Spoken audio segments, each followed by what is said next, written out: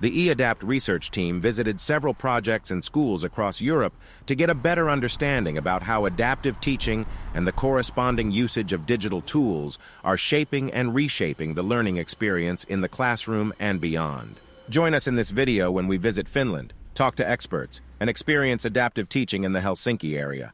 We have 3 learning environments which we are using in city of Helsinki. We have the Google, and then we have the Microsoft, and then we have third one which is called It's Learning, and that's all made here in Helsinki and Finland. We want to have a vision what our learning will be like in 2030, and of course digitalization is one big part of that, and we are now making with my colleagues, we have now started to make our next digitalization plan. Our ICT department is working with us. We are talking about new inventions and how, for example, the VR is going to change our way of learning in the next few years.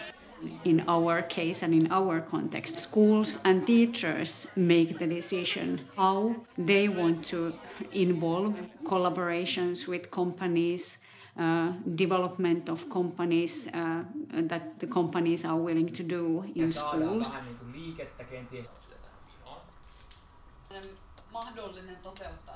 We do all our plannings together.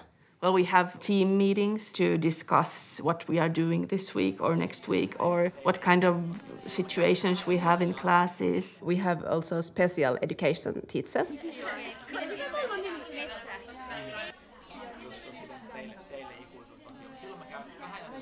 When we are learning how to teach in the university, we get a lot of theory. We have courses about psychology, we have courses about how to adapt our teaching. So the theory is there, but I still think that that's not enough. Our student teachers learn strong expertise in learning, interaction, teaching, various teaching methods, like really the basics, that how to make curriculums, how to prepare lessons, how to take into account pupils' individual needs and special education needs, and how to use a variety of tools in teaching. You only learn when you come to the school and you start teaching and you have a group of children and you get to know them. I had a student last year whose Finnish wasn't that good, so he had his own tasks in the Google Classroom. There's no more one best way for everyone to learn it. We need to think the kids individually. They have different kinds of learning problems. They need different kind of help from me.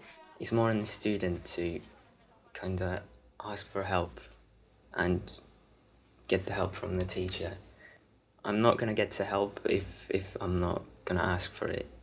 Getting that responsibility, it grows. What is the teacher's task is to scaffold that learning process.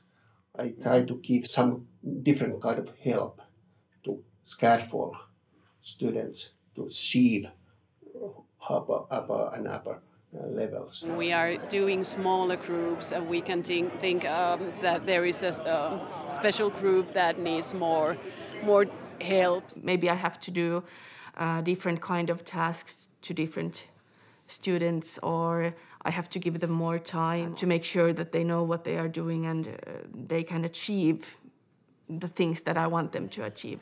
You can go to the teacher that teaches the subject, and you can schedule a time after school or before school where you'll get a recital of the things you've gone through in that class or other classes if you're in the need of it. Their job is to help the children to find the way they learn the best, and what are the weaknesses they should strengthen and what are the strengths that they can go on with. We want to give the students sort of a feeling that they own their own learning experiments, and they can choose and really think about how they can learn and what they can do to show us what they have learned and what is the best way of showing that.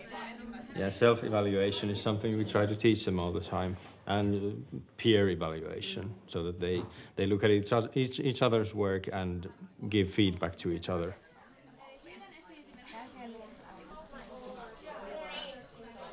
Käyttötavaroita, jolloin jos me halutaan, että ne tehtaat Each and every teacher has 3 days every period time to take his or herself further in the education so they can go and participate the whole day training, whatever they decide.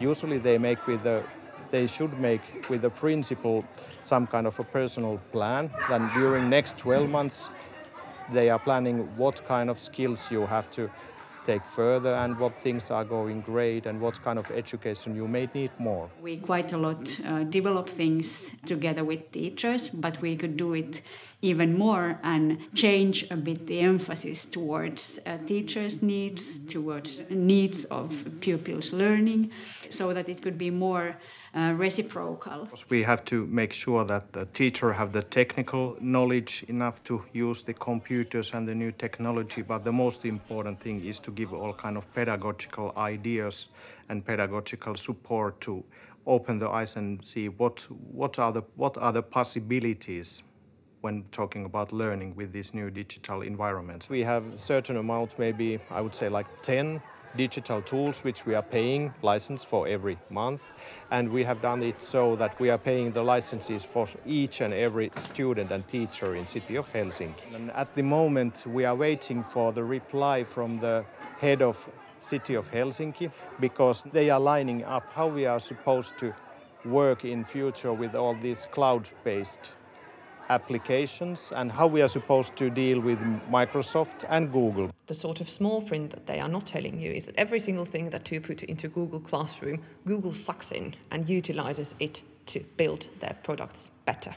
Hopefully we are going to use them, but then it's our educational services. We have to make a lineup that by using them this and this way, then it is safe. We can do everything with them, but we have to make strict instructions and orders.